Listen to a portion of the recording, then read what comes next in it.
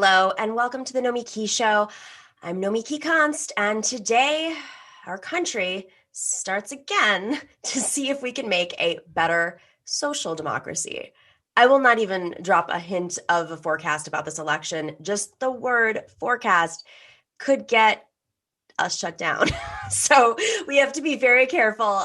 Social media and tech companies are really looking out for any potential forecasting, as we saw what happened in 2016. Perhaps they're all trying to make amends for past information transgressions by scrubbing any premature call of the election.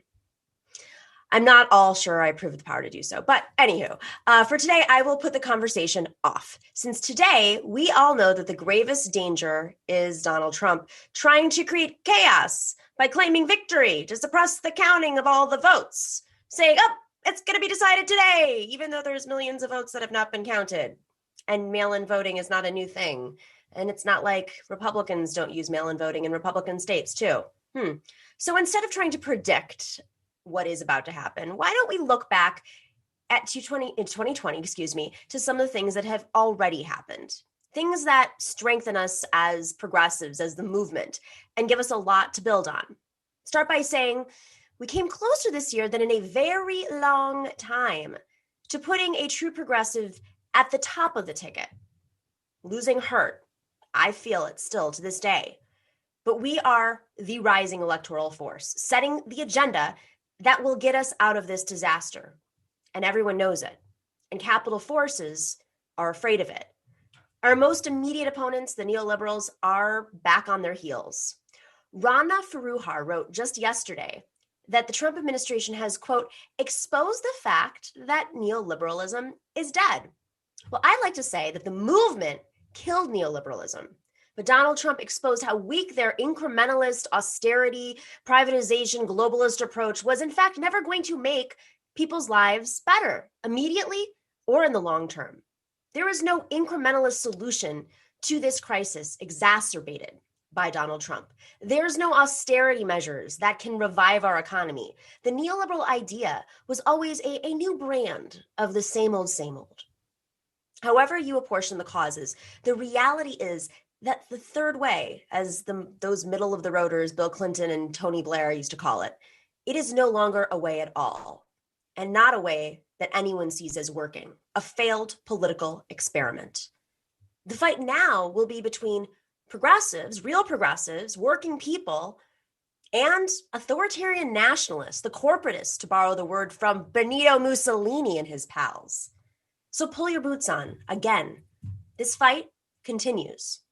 Which brings us to another big win on our side. Millions of Americans looked fascism in the eye in this election and did not like what they saw. That's a temporary victory. No matter what happens in this election, there will be other Trumps, smoother, saner, more competent, maybe even neoliberal.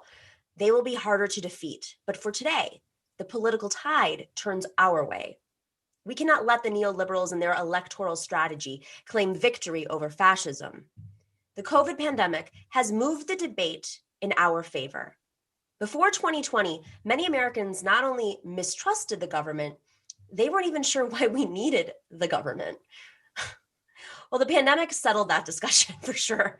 We definitely need a CDC. Let's just start with that. There are clearly things that only the government can do. This is bigger than just strengthening our case for Medicare for all, although it sure does do that. Now, this is the underlying question about everything we want to do. Can government be trusted? Is government competent? The market surely won't make sure that we give every American health care. The market won't make sure we eliminate greenhouse gases. The market won't build us internet access for everybody. The market won't control housing costs. The market surely will not deal with systemic racism. The government may artificially, boost and harness the markets to help the quote unquote economy, aka Wall Street. But only the government has the authority and the scale to make these things happen. We on the left have faced stiff resistance to that idea. But the pandemic and the economic crash have created this moment for our ideas. We need to make full use of it. We need to back these neoliberals into a corner so that they are left with no strategy for this recovery but to invest in people, schools, healthcare, infrastructure, move off fossil fuels, and allocate our giant budget towards the American people. We have the people, and we have this moment. And we have a great election show for you today. We have 2 hours for you, so get comfortable. I know there's a lot of shows on right now. Sending love to Sam Cedar in the Majority Report. I will be joining him tonight, so you definitely want to check that out. And if you're watching this later, because I know it's the 10th anniversary of the Majority Report, they are streaming all day long. But, hopefully you guys will get a break and come over here or watch us later, not live, whatever.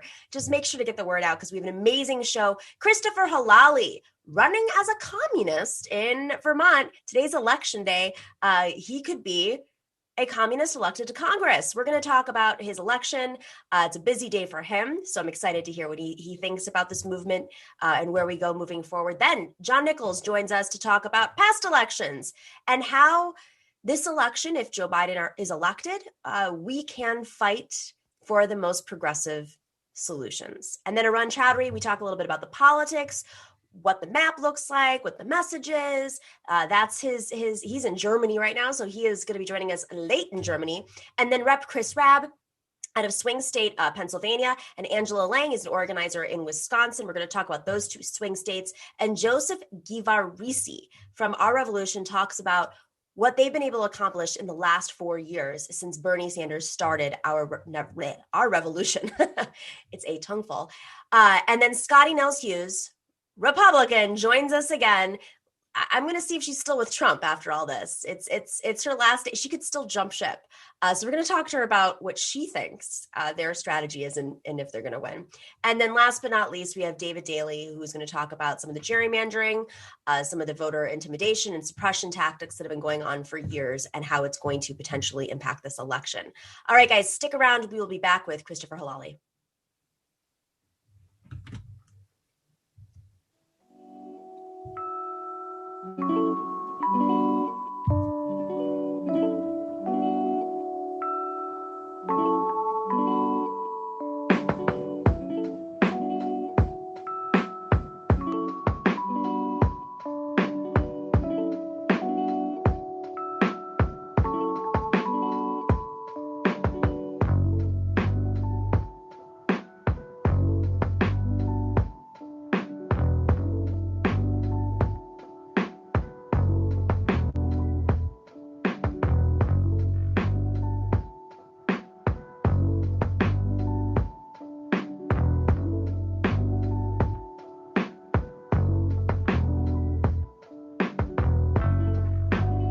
Thanks for watching and listening to The Nomiki Show. But remember to click like and subscribe on YouTube and please share on social media. If you're not already a patron, please join us for as low as $5 a month on patreon.com/The Nomiki Show for early and special content. That investment makes a huge difference. We are not corporate media raking in the dough. It's really you guys that are keeping us going. So please consider being a patron. And to our current patrons, thank you so much. We are incredibly grateful to you. We also now have swag. So check us out on thenomikishow.com to get your mugs, your totes, and your stickers. I'm going to peddle that swag because that's how we paid for my new microphone. Listen, as long as there's a little bit of capitalism, no, but for real, this is how we fund our show. So guys, if you can dig in a little bit deeper, I mean, this is how we got our microphone. We have a new camera coming. It makes a huge difference. It also, pays people who work with us. So we got to be able to do this. All right, Christopher Helali is joining us from Vermont on Election Day. Happy Election Day, Christopher. He's a congressional candidate for Vermont's at-large Congressional District. He identifies himself as a communist candidate, which is amazing. And he is the chair of the Vermont Progressive Party Orange County Committee, as well as the Vershire Town Committee of VPP. Did I get that right? That's right. That's right. All right. How are you feeling today? I'm feeling great. Thank you so much for having me on. We're really excited for you. Okay, so I want to talk a little bit about last time you were on. We had a really broad discussion about what you stand for, and so much has happened since we spoke. But I really want to understand, if you're elected today, how are you going to use your power as not being a Democrat in Congress to push for what is, I guess some people say, like radically progressive ideas for working people, anti-capitalist ideas? Well, I think the first thing is making alliances across different ideological parties and positions in Congress. For example, if people have a position that's anti-war, anti-imperialist, I will join hands with them to ensure that we decrease military spending, we bring back troops from abroad, we close military bases, we abolish NATO, we do these kinds of things. Because we can't fund a lot of the programs that we want in this country without cutting the military budget. That's just a reality. Yeah. So we have to, that's the big, sort of golden calf that we have to go after is the sacred one of the military, of the Pentagon and its budget and all of the corporations that are deeply involved, whether they be in Silicon Valley or on Wall Street. And I think that that's the first step. The biggest thing is, if I were elected by some, miracle tonight, the biggest thing would be using the platform that one has to be able to spread the message. Because mainstream media isn't covering these issues. Their talking heads don't talk about them. And in fact, they even when Bernie, for example, praised Cuba's healthcare system, I mean, Chris Matthews had a meltdown on MSNBC and was saying he that lost his job. Somehow, and he lost his job. Well, that somehow the Cubans were going to execute people in Central Park. So I think that one of the I know it's crazy. I can't even. I'm so sorry. It's crazy. So part of it would be using the platform to basically speak truth to power on a much larger platform. Because now you have that position. So you're able to use that vehicle to spread the message, and you're able to. And I personally have no issue going on any platform, regardless of whether it's on Fox, because I think that, for example, there are many Fox viewers who can come over. It takes only a little nudge to get them over into the left. It's really opening their eyes to see that the people that they're going after are not the actual enemies, but the enemy is the ruling class. Of both parties, the corporate wing altogether. So I think that's a huge step. And of course, when talking about healthcare, education, childcare, I'll work, as hard as can be to be able to do any sort of progress in those fields. But the biggest hurdle is going to be being a lone voice in a Congress that is bought and paid for. And, I joke with the comrades up here in Vermont. I said, if I get elected, prepare for a funeral. But in a way, it's, I know, yeah, but in a way, knock on wood. I have nothing to knock on. But the thing the funny thing is that, it doesn't even have to be, that's, I would be harmed, but I would be so cut out of any of the wheeling and dealing, because I can't be bought and sold. I'm not a member of the two corporate parties, and I would just be out in the wilderness, so to speak. So the important, go ahead.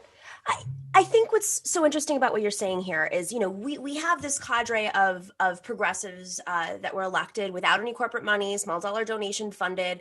And you always see this sect on the left, supposedly, or online, that's like, oh, well, AOC's a sellout, or so Rashida Tlaib and of course every single candidate has their own constituencies, right? Mm-hmm. Being in New York politics is very different than Michigan politics is different than Missouri politics with Cori Bush. And Vermont has their own flavor of politics, which gave Bernie the ability to be independent, mm-hmm. And not beholden to the Democratic Party's, fundraising games and power brokering but someone like an AOC, I mean, I don't want to, but it's a little bit more difficult because she has to maneuver the Democratic Party internally in New York, the WFP on top of it, mm-hmm. and of course, the games that are internally, so she gets a good committee position. So you as a congressman, how do you still get a good committee position if you're going to go to war with them, essentially? I guess the main thing is, do I personally think that I should vie for those good committee positions, or do I think that it would be better to go to war and to build mass movement and mass power outside of Congress to pressure from outside, from without? And I think that that's actually where real power lies. Real power lies in workers striking, in, shutdowns, in, work stoppages, in people getting out in the streets into the tune of millions and shutting down and saying that we're not going to stand for anymore. Ultimately, if you only focus on electoralism and you put people, in Congress, they're going to be subsumed by the system if you don't have a mass movement behind them that's pushing that system as well. And I think that that's what we're seeing now with AOC and Rashida Tlaib and Ilhan Omar to a lesser extent. But you're seeing that they are now in a party that is, sort of positioning itself now to hopefully take power for them. They're looking for tonight at a Biden victory. And what does that mean? It means Nancy Pelosi still, a strong corporate side of the Democratic Party solidifying its hold. It's not like Joe Biden's going to be progressive all of a sudden. Yeah. If they win. And the thing is, the only way to push that kind of progressive reform is going to be from outside. It's going to be from mass movements that are going to push from the ground up, because it can come top down. At this point, top down is controlled by the corporate wing. So if we really want progressive transformation, it has to be from the mass organizations. That's what it has. We only have a couple of minutes left, but I do want to ask you, you and I have had conversations about just the stage of our movement. And, we are still this version of the movement, I should say, is a fairly young movement still, in age and just in years that we've been organizing. But there's another phase. We have some people in office. The neoliberals now see us as a threat, as basically everybody does. How do we make sure that we are not falling for the same, it's basically like busting, there's union busting, there's movement busting, there's pitting people against each other. How do we at this stage keep our eyes open going into what could very likely be a Biden administration where the neoliberals are back in control of everything, potentially all branches of government? How do we hold true to our convictions and not, continue to fight with each other the way that we've seen in the last couple of years? I think that we have to hold any whether Biden or Trump wins, it's both a loss for the working class in the grand scheme of the system. Right. So I think that we have to hold to their feet to the fire, whoever wins. And for me, that means that the sort of liberal left cannot go to sleep like they did under Obama for 8 years. You had one of the largest anti-war movements in history during Iraq, during the Bush administration. And for the next 8 years after Obama won, it went to sleep, and Obama expanded the wars and started, drone striking in Yemen and regime change in Libya. So I think that ultimately we have to hold their feet to the fire as much and as passionately as we did under the Trump administration, because that's also going to take people who might have been Trump supporters to come to our side because we're principled. Ultimately, the best thing to do is to remain principled and committed to certain key aspects of the working class movement that can unite, aspects of, what Trumpism it claims to be. I don't really believe in a right populism, but they call it that. Okay. But really, populism is a left thing. It's a working class thing. So how to do that, how to engage that is staying true to the mission and holding any administration to the fire and continuing mass movements and mass organization. That's what we have to do. We cannot settle and just say, oh, okay, well, we won and fascism is over. No, because the system that produced Trump continues to exist, and it will produce someone much worse than Trump in the future. Trump is a buffoon and a reality TV star. The next one is going to be militant and is going to be dedicated ideologically. That's the biggest fear that I have. Not that the Trump phenomenon even a neoliberal. Oh, correct. But this isn't the beginning of the end. This is the beginning for me. So we have a long, long fight ahead of us, and we have to continue that fight.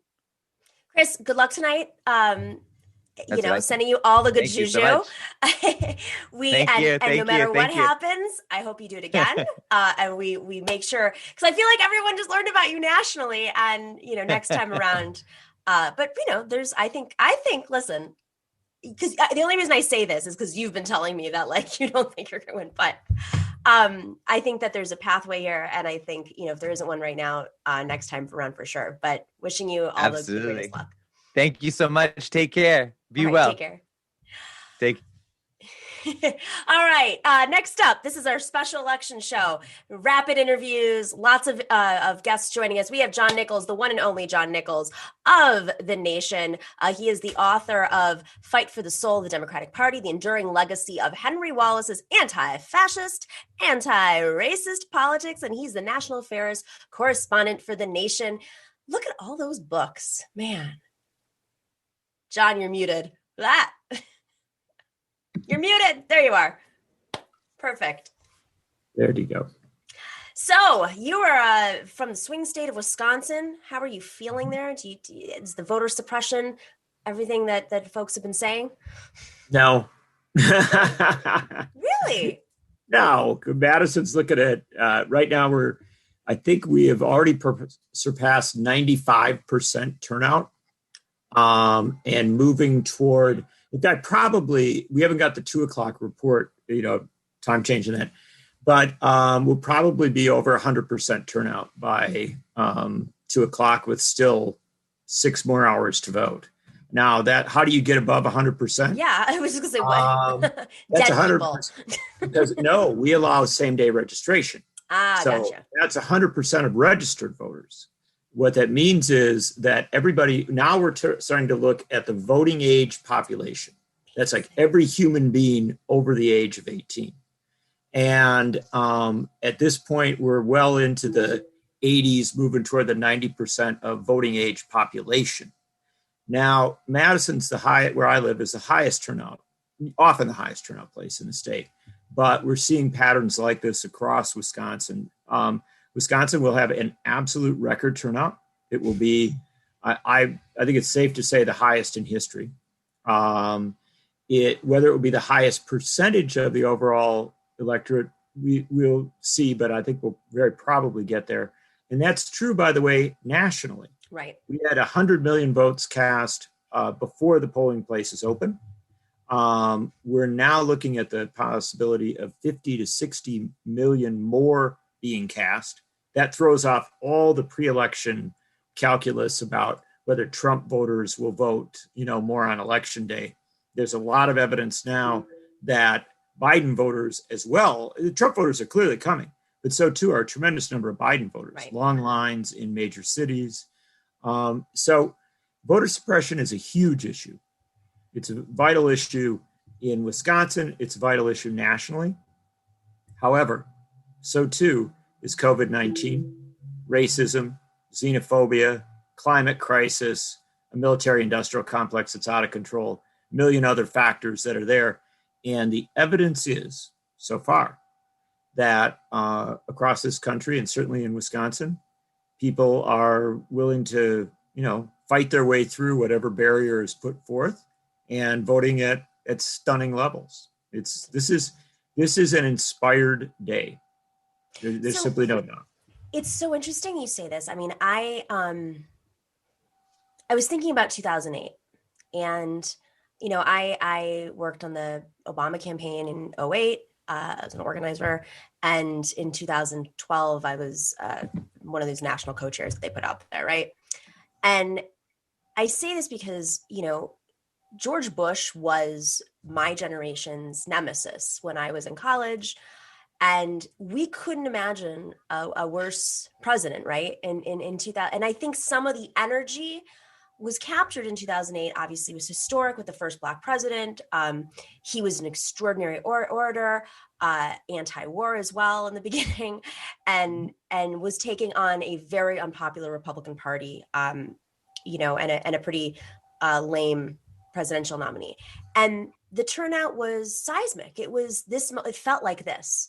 I never in a million years would have thought Joe Biden would be the person to inspire. I mean, it's just looking back at history, because I wanted to have you on to talk about just the historic context of this moment. Have we been here before? And what is Joe Biden? We know what Joe Biden looks like right now, right? We know he's a neoliberal. We know that he moves on, a creature of the Senate. We know he's folksy and go to Ivy League schools. But I'm very curious how progressives are going to look back on Joe Biden, because his absolute, if he is the president, the crisis that we're dealing with, his absolute need, no choice but to respond to the moment with progressive ideas. I mean, there's no neoliberal solution there's no incrementalism out of this, as I said in my opening. So how is history going to look back at this moment with Joe Biden? That's a tremendous question, and exactly the right question to ask in many ways. Let's first off put the turnout and what we're seeing today in context, and then let's look a little more at Biden. I would not begin to suggest to you that the turnout today is a Biden turnout. Mm-hmm. I think it is a circumstance turnout. Mm-hmm. It is a moment turnout. And I will remind you that many of our greatest presidents were elected by circumstance or moment turnouts, and then rose to that moment and achieved greatness. They didn't come with the greatness. They were sort of thrust into it. And so that's the way to look at this circumstance. People are turning out, I believe, because they have been confronted by the realities of our society. And it's not that most Americans aren't confronted by it all the time, but COVID-19 made it so grim, so overwhelming that a lot of people know why they're voting. And they are voting because it is a matter of life and death. They are voting because their president has lied to them. They are voting because in a moment, not just of a healthcare crisis, but also a racial justice crisis, they have seen not just an insufficient response, but a damaging response from the current administration. Right. Now, how do we put that all in context? No, there are people who are voting today, tens of millions, for Donald Trump. So some people are not just forgiving him, but maybe embracing exactly where he's coming from. And we have to understand that. That is a part of our whole.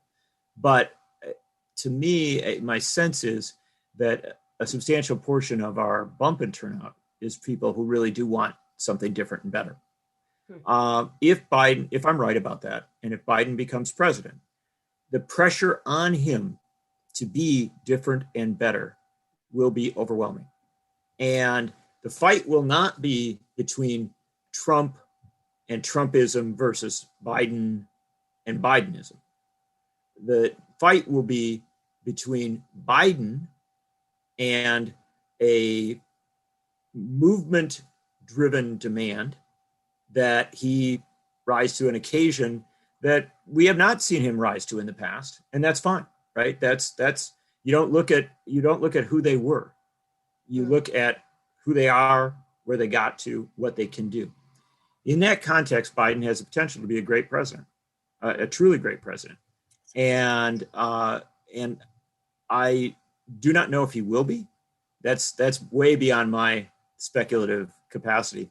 But I can tell you, as somebody who's written a lot about Franklin Roosevelt, right, that while Roosevelt was a reforming and very competent governor of New York, an impressive governor, without a doubt, who had taken on some of the corruptions of his time, I think it would be unreasonable to imagine that anyone thought in 1932 that Franklin Roosevelt was going to be who we think of him as today.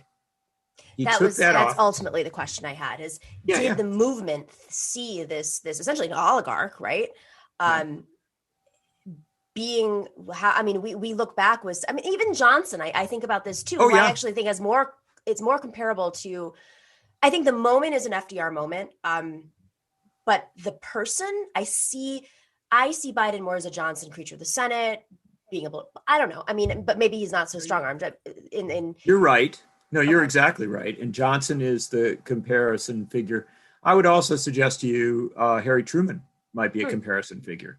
And remember, Truman's 48 victory was a pretty epic victory. It wasn't just that he surprised people. He won big and had swept in a lot of members of Congress. It was an important win. So we often get this with a president who is sort of a lucky break for him, right? In this case, it's always been hymns, that they get to their position of power, not because they were necessarily the most beloved person of the time or the most perfect candidate, but in the case of both Truman and Johnson, their predecessor died. In one case, died of illness, the other assassination, but they were each in this position to then build upon it. Biden's somewhat different because he's coming at it in opposing an incumbent president, not inheriting the presidency. But when we understand that, that's what the kind of thing we're talking about. And the size of the victory, if indeed it is a Biden victory, matters a great deal. Because remember that in the case of Johnson, he got a Senate and a House he could work with, a more progressive Senate and House than he had had before. He had, by the way, also moderate to liberal Republicans he could work with. And, what you had happen in 1965 was incredible. You're talking about Medicaid, Medicare, extensions of voting rights, a war on poverty, beginning the process of building out public television. I've interviewed Bill Moyers about this, and it's why the Vietnam War is such a tragedy in our history, because what Lyndon Johnson and the people around him were talking about doing in 1965, 1966 was so epic. They were talking about a complete overhaul of campaign finance reform. Something that funded candidates up and down the ballot in primaries and general elections, and even had a system within it for funding third-party candidates to open up democracy wholly. They had a plan for or at least they talked about the idea of a plan for an American BBC, something as sweeping as that. So here you are fixing the politics of the country. Here you are fixing the media of the country. And then you're also talking about ending poverty itself. That's what you got. Now, Vietnam interrupted that, blew it up. It was a terrible, terrible error. But you had Lyndon Johnson, kind of a hack politician out of Texas, suddenly in this epic moment. Well, why did that happen? Movements, people power, and the authority to act, right? Given the power to act. And the scary story today, Nomiki, is that while we're talking about the prospect that Biden may win, I think we also have to look at the prospect that he will not have a sufficient Senate. There's a good chance Democrats may take the Senate today. I can look at those races and see that prospect. But taking it like with a 50-50 split, even a 51-49, that's feel good. That for progressives who've been so frustrated by McConnell, so frustrated by the last 4 years, they'll say, wow, we've got it now. We've got power. No, that's the problem. A 51-49 or a 50-50 in the Senate puts the power in neoliberal, even conservative Democrats' hands. Yep. All they have to say is, I might not go with you today, right? Yeah. And so it's a very, very, we still have today a very tenuous circumstance, one that we have to look at with a great deal of trepidation, a great deal of concern, because of that possibility that Joe Biden comes to power in a circumstance where many of his natural instincts toward compromise, toward centrism, even center-right solutions, toward neoliberal solutions, is encouraged by the circumstance he's in, right? And reinforced. But you look at states. You're right about the Senate. I mean, I had a conversation with some movement folks yesterday about, what electorally is to be focused on in the next round, and not just movement wise and issues and a general strike and all the things everybody's talking about. It's the Senate. It's the Kristen Sinema's, who ran as a progressive lawmaker, the most progressive state lawmaker, I should make very clear. Once upon a time, a whole, 8 years ago in Arizona, and then became the most conservative senator. I mean, it's just baffling to me that, but it's even more, like, if I can just intervene on that, to say that the folks who analyze members of the U.S. Senate and say this, tell you Kamala Harris is the most liberal senator, you have these studies that will, throw all these different theories out. They always do it wrong, right? Because they don't measure it from the standpoint of what you or I, and I know you well enough to say, would say are the really important measures, right? The really important votes. And so they always had they still to this day, they measure trade votes in absurd ways. Mm-hmm. They measure war and peace votes often in absurd ways. And so I would tell you that in the current Senate, you have a substantial number of neoliberals. It's not just, one senator from Arizona. We're really talking about 2 senators from Delaware, one or 2 senators from Virginia. You start running down that list. And if I can emphasize, you could well end up with, in this new class of senators coming in, if Democrats win some seats, with folks who are not necessarily all that progressive from some states. And so, or not even all that populist. And sometimes there's a distinction between, a classic progressive and somebody who's at least an economic populist or something like that. And so I think we watch tonight. We watch the results. And I love talking about all this on the day of the election because we have to do something we rarely do, which is sort of couch our statements, right? We just don't know. And so we'll watch those results and we'll try to figure out what we get from this. Here's what I will tell you. If by some chance Joe Biden and Kamala Harris are elected with a clear margin of victory, right? And Donald Trump decides rather than messing with everything to instead, start working on the paperwork for his personal pardon, which, believe me, I anticipate a lot of that. Or getting the kids over to start unscrewing the paintings at the White House and things like that. Let's suppose you get to that sort of moment. And let's say, then what do you need in the House? You need 15 to 20 more progressives coming in. You need people like Kara Eastman out of Nebraska, and you need a lot of others. And you need them to come with a tremendous amount of energy and build up the progressive caucus. But beyond that, start really pushing Pelosi and the Democratic caucus to a much more progressive spot. You need to get in the Senate to get to what we're kind of talking about with Johnson type Roosevelt circumstances. You would need to pick up virtually all of the swing states right now in Senate races. You'd want to take it to like 55, 56, 57 Democratic senators. That's where it starts to, then you've got real space to work in. And it's very hard though. I mean, this is why Congress is so achievable, I think something in the last couple of years progressives have started to wrap their heads around was statewide office is extremely expensive. We're not talking, a $2 million congressional race, which, progressive for the most part has a good shot of winning and have won. But unless you're Marquita Bradshaw, who did not, shock the world. And maybe there's a moment like this, but when you don't have these moments and a wave that could give her the ability to win that seat, what do you do? These are $10 million races, 15, 20, 30. It's crazy. But you win the primaries if you can, and then you force the party to treat you with respect. That's challenging. I look at the Kara Eastman situation in Omaha. Mm-hmm. She won the nomination in 2018, and frankly, a lot of the establishment really let her down. They weren't there.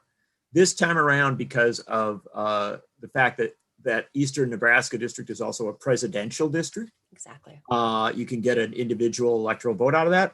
That congressional race is a different dynamic. There are resources. There's an energy and help from outside. And so for progressives, obviously the first fight is the primary. You get through wherever you can. And then you use the growing networks of power within, groups that you've been involved with and formed, but also with, progressive groupings that are influencing the Democratic Party to make demands for, opening things up, allowing, more of that money to flow. But ultimately, what I would also suggest is this: there are steps that progressives need to take, in conjunction with unions, right, that would build out a broader politics. And one of the biggest crises of the Democratic Party in the last 20 years, in addition to neoliberal, kind of the neoliberal surge, which actually I'd take back 30 years and take it back into the new Democrats and Clinton and all that. In the last 20 years, what we have seen is a real collapse of rural progressivism. Mm-hmm. And I cannot begin to emphasize to you that it was there. It was real. When the Iraq War was coming on, we were having the 2002 vote, you look at where the small number of Democrats who voted against going to war came from, right? And disproportionately, there were people like Paul Wellstone, mm-hmm. and Russ Feingold and, Kent Conrad. These were people from North Dakota, Minnesota, Wisconsin, and you had a number of others too from other states. And there was a rural, progressive, populist, anti-war reality that existed. Many of the great anti-Vietnam War senators were Democrats from rural states or more rural states. The party has to rebuild that. It doesn't have to rebuild that in some sort of like reaching out to white rural voters. That's not what it's about. It should never be what it's about. It should be about reaching out to all rural voters and recognizing that the boom areas for Latino population, for Asian American population are in rural areas, that the majority of Native Americans live in rural areas, that a huge portion of African Americans live in rural areas. And if I can just, get on one last soapbox here, if I might, Of course. I desperately wanted, which I didn't get. I don't get a lot of what I want in politics. I desperately wanted Joe Biden and Kamala Harris in this 2020 cycle to recognize that there was an arc through the South that they needed to work, and they needed to put into their cycle.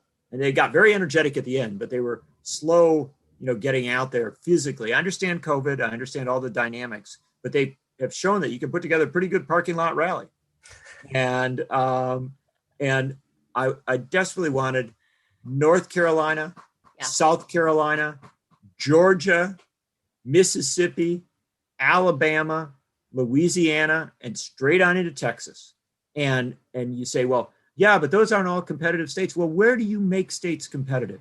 And how do you get to, I'm talking in Madison, relatively well-to-do, very liberal town. We're talking 95, 100%, above 100% turnout, right? Just breaking through everything. Amazing. Well, how do you get 100% turnout in those African-American counties of, North Carolina, South Carolina, Georgia, Alabama, Mississippi, Tennessee, Louisiana, Texas, Tennessee as well. Absolutely. Tennessee, crazy to me. 2 cities in Tennessee, majority minority cities. Yeah. Why are we not able to mobilize and have a Democrat, statewide? It's exactly. It's mind-boggling me. Why not go for it? Take that extra day out of fundraising or something, because they got plenty of money, and put that day into, or a couple days into, hitting those tarmacs in those southern states. And the reason I have advocated for it so strongly is we don't even know where there are people running great campaigns. Our media, our national media, hasn't even covered it. You've got a very good, very strong African-American Democratic candidate for the U.S. Senate in Louisiana, who has gotten almost no coverage. No attention. Same thing happening in Mississippi. Mike Espy, who I haven't always agreed with on issues, but he has built that up. He's made something happen. And that's, I guess, at the end of the day, what I still long for when I talk about this, obviously wrote a book, The Fight for the Soul of the Democratic Party, is that the Democratic Party, not because I'm a Democrat or Republican or anything like that. That's not, I'm not trying to go for a partisan. I'm just saying, to have a more real politics, to have a politics that might really open things up, you have to go for it, right? And I think we will be quite heartbroken at some point in the future if we realize that opportunities to go for it were missed in 2020, that you got really close and you could have gone that next step. So the worst thing is that it comes that close. No, I think you're right. John, just before you wrap, this reminds me of the fight post 2016, which was over the DNC. And I know people like to criticize me for trying to reform the DNC. And it's like, how do you reform it? And listen, I don't know how to reform it, but I probably know more than 98% of the people in the progressive movement. And I say that because it comes down to these like committees that are made up of, we tried to do one thing where we banned conflicts of interest in the voting DNC member. And that alone would have shifted the committees that decided how the budgets were spent, how the primaries were set up. And it would have really just come down to not having certain consultants, weapons manufacturer consultants in the party who were not elected, who were appointed by the chair. And so what does that do at the end of the day?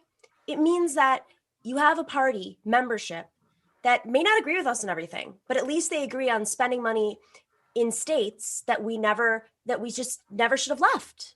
And that's all right. that was about, was how do we make sure that there is a Democratic Party in Louisiana and Tennessee and Arizona that's not getting what Tom Perez promised them, which was a couple $1,000s. You need to build a party, because progressives, we can do it from the outside and we can run our own races. But if there's infrastructure, that's what lets us, once we get past those primaries, that really builds that infrastructure being there is what creates the runway to compete with the Republicans. And it's hard, but you're right. It's a moment. And I'm hoping that Joe Biden, who will inherit this party, recognizes this. And we got to pressure that too, as well.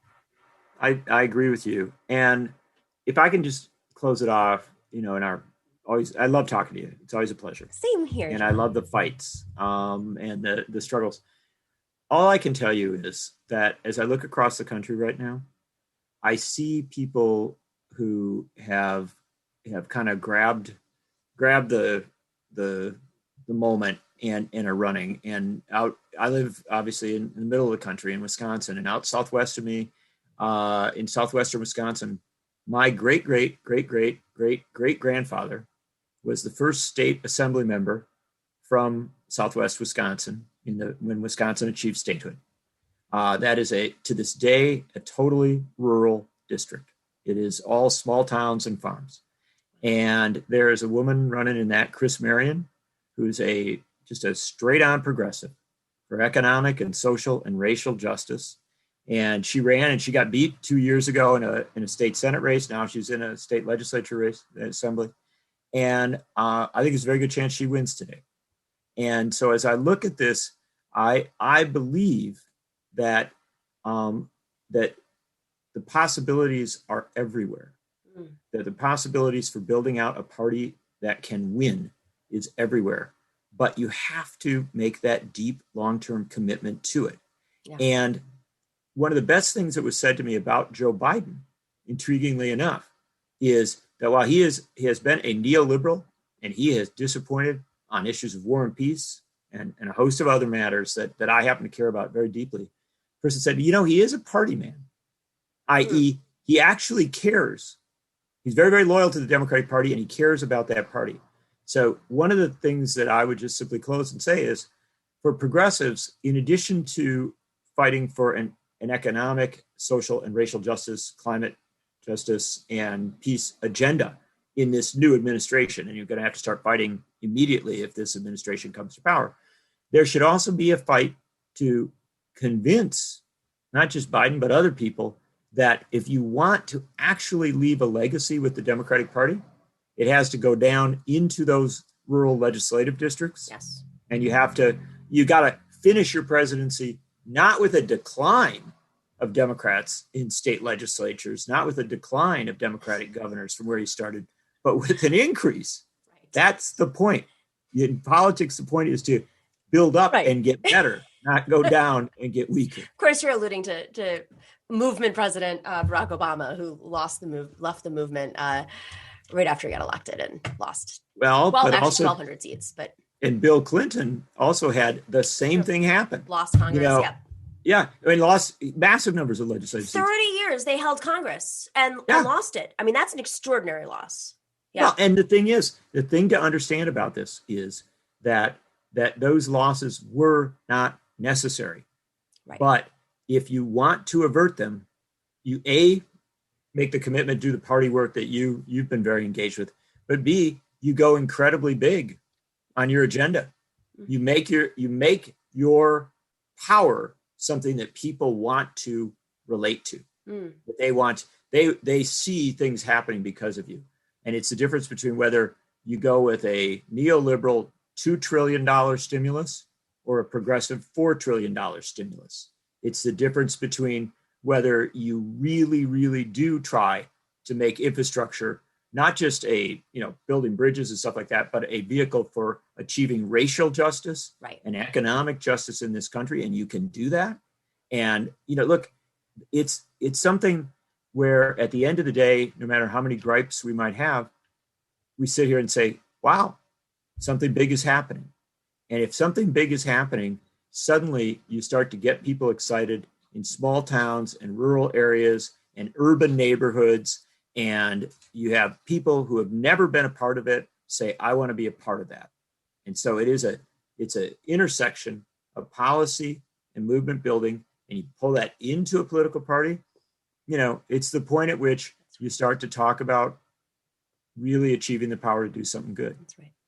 John Nichols, it's always such a pleasure to have you on. Thank you for your insights, your projections, your looking back at history and thinking about this moment that we're in. Just so grateful to have you on, and crossing our fingers for tonight. Hope you get to 150% in Wisconsin.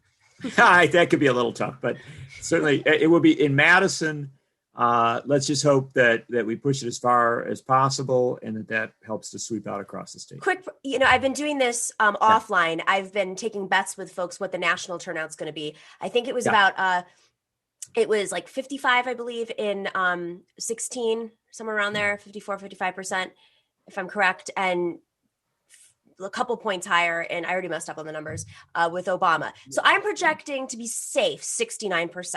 I actually feel like we might go further national 69, turnout. You're saying 69% turnout. I'm saying nationally that we will get there, but wow. It might, I mean, there's no, maybe even beyond that. I don't know. What do you think? What's your projection? I think that's, getting to almost 70% turnout in America would be an epic yes. moment. And I love your prediction, and I will never disagree with you. I will say that's a hard climb to get to, except that one thing that I keep reminding people of is we should never, ever compare our turnout to what it was in the last election or even in the best election in America. We should always compare our turnout to Belgium, where they recently had 93%. Unreal. Yeah. Or to Norway, where at least they got to 80, or to Germany, a reasonably comparable country where they've quite frequently been in the high 70s and in mid to high 70s. And so, look, I can tell you this, if we get ourselves into a pattern of high 60s, low 70s, even mid 70s turnout, a couple things happen right away. Single payer national health care and free college. Tell you right there, you want to tell how to get to those things? That's think of all the organizing, all the stuff you do. Give me a 70, 75% turnout, and I will tell you that suddenly our government starts to respond to the whole of the American people, not to just portions of it. Right. And we get to big stuff. So and that's why open primaries. Your proposal. What's that? I embrace your prediction. Thank you. Well, that's why, I mean, looking at the turnout with open primaries and same-day registration in Wisconsin is such a big deal, and why, those things matter. Getting back to the electoral politics side, Do you know, my daughter is working the polls today, and at her polling place, there are two tables. One table is for people coming to get their ballot and do their regular vote, the whole bit. There's another table just for people signing up to vote today. Wow. Every time I go to that polling place, when I see a line at the same day registration at this, they are young, they are often new voters, first time voters sometimes. Yeah. And to see that happening, that's how politics should be. It should be, I haven't paid a lot of attention to politics, but I'm into it now. I'm here at the polling place. Don't tell me I can't vote. Register me and let me have that ballot today. That's how democracy ought to work. John Nichols, thank you. Thank you. Crossing fingers. All right. Speaking of Germany, which was just brought up a second ago, we have Arun Chaudhary live from Germany. We are going to bring him on right now as we are going to move swiftly into the next guest. Arun is a political filmmaker. He was formerly the first official White House videographer and worked as creative director for Bernie Sanders' 2016 campaign. Arun, thanks for your patience. I was just so... Back when we were young people. Yes. No. You and John were great. I just need to correct both of you. Okay, no way it's 70% turnout. Well, I was going to ask you for your prediction.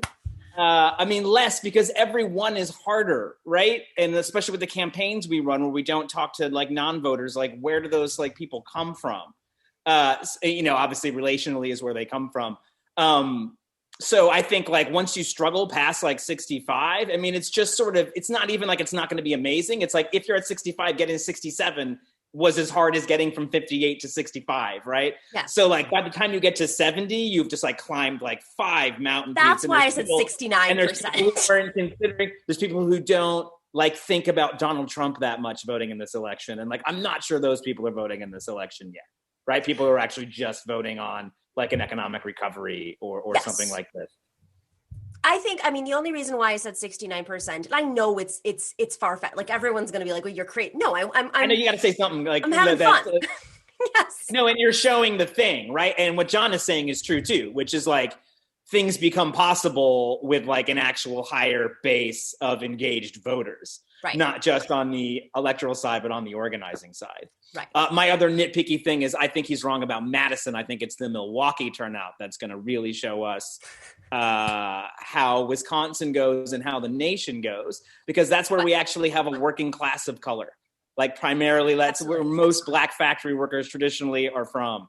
And I think seeing if the Biden campaign reached them is important because they're people who were not reached by the Hillary campaign. We're going to have Angela Yang on a little bit later, who's been doing extraordinary organizing for the last 4 years, specifically with the Black Milwaukee vote. I met her when I was out there reporting a few years ago, so I'm excited for that segment. Arun, this is such a crazy. Oh my God! Hi, here we are. Oh my hi. God! 4 years later.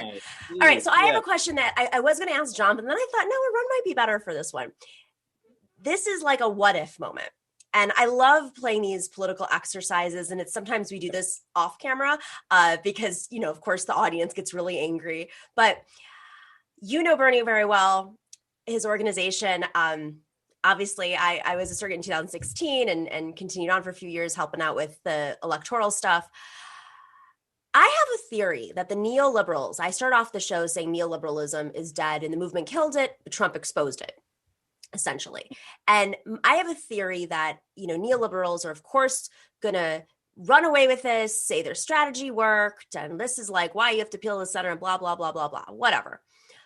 But I actually think that if they really wanted to kill the movement, and this is why I think the neoliberals are just not the sharpest strategists for long term. If they wanted to kill the movement, they should have let Bernie win and then done what they've done to every other, frankly, progressive that's reached that level. Sabotage from inside with a conservative Senate, with a neoliberal Senate, and not allow him. Of course, they couldn't have predicted COVID, and I'm sure that, you know, Bernie, just as Biden is going to rise to, would have risen to the occasion and really boosted, you know, union power, et cetera. But I always thought that if they let him win, it would have killed the movement for the long term. And instead, his loss has inspired so many people around the country to run as progressives, to organize. DSA is larger than ever. Unions are now talking about general strikes, like very big unions are talking about general strikes. That, I don't think that would have happened if they let Bernie win. What do you think? I think there's something to that. And I think we are in agreement with things like, you know, floating around Bernie and Warren as possible cabinet picks is more about defanging like actual big structural change, as the Warren crowd would call it, rather than promoting these things. I do agree. But I think that there's something in the psychology of a lot of sort of the establishment campaign strategist, consultant, Democratic industrial complex, for lack of a smaller term for it, that has to win this election with the exact same strategy in 2016. Yes. Just has to. Like they may agree with you, like in principle, like, oh yeah, we should run Bernie as a front and like, you know, get him confused and maybe, you know, like whatever like the plan is. But like what's really, really important to a lot of people who are really mired in that world is sort of proving that they did nothing wrong in 2016 and that it was any number of accidental or nefarious. It was sexism. It was Comey. It was Bernie. It was, yeah, we've heard it all. It was always something. And it's just sort of hard to come away with an autopsy that doesn't say that either the candidate or the campaign was lacking. Like, if you can't find either of those things lacking, you're not looking. Yeah. Well, it's also, like you said, I mean, it's at the top. You the thing that Trump, right? Trump seems right now to be flailing in a sense that he is not trying to build his coalition. He is trying to solidify the, like, whatever his new, I don't know, his endeavor is going to be moving forward. But that radical right cuckoo base. And if he had a real smart strategy, it would be about building the coalition the way that the Biden campaign has been. He doesn't have Bannon. Like, Thank you. I've been saying that all along. the person who's not afraid to be like, let's run to the left of the Democrats wherever they leave an opening.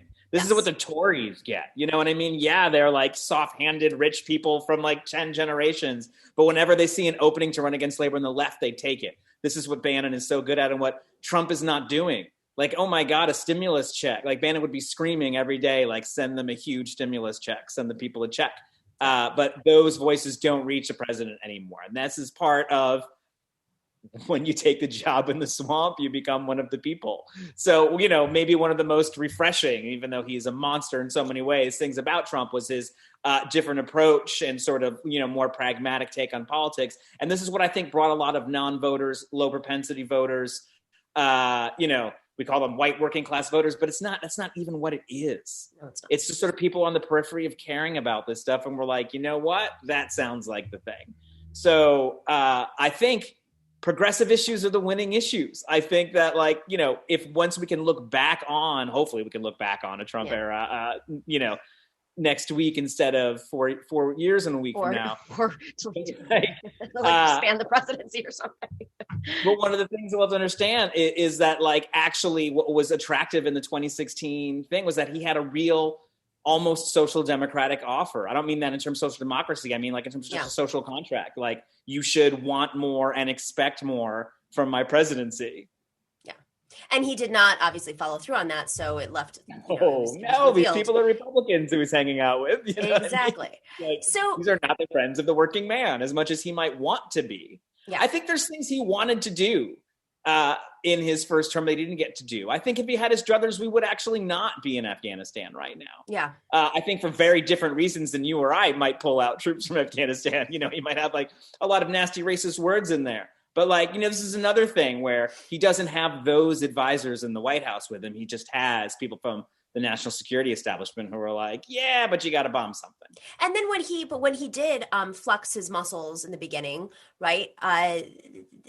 Whether it was pulling out troops in Turkey, for instance, I mean, there was an immediate snapback from pretty much anybody in the military industrial complex in DC and globally at that impulsive decision of his, which seemed to come from some, who knows where, maybe who knows, actually. There's no sense. I mean, Steve Bannon in his jail cell, who knows? Yeah. On the yacht. All right, Arun, I want to talk about the message of the Biden campaign. You're very familiar with this network of folks. You were on the Obama campaign, of course, and in the White House. And so, you know, there's a clear difference of opinion. I mean, you are far more progressive than they are.